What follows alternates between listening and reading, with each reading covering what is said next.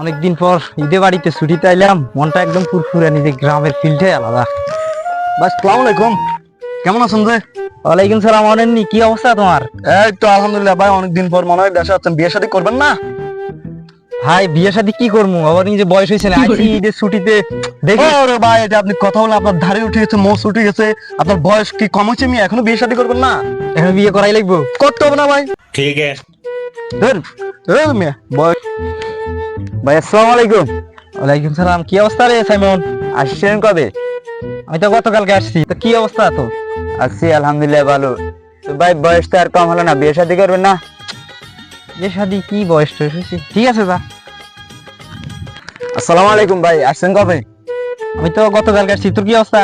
এই তো আলহামদুলিল্লাহ ভালো।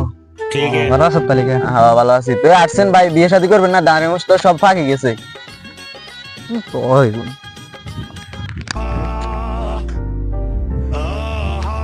আমাদের আইয়া বাড়িতে গিয়ে আব্বারে কমই আমার বিয়ে করে ফেলায়।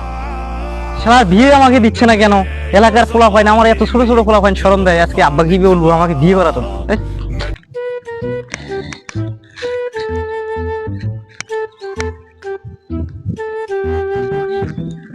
ওই আব্বা, রে কি হয়েছে?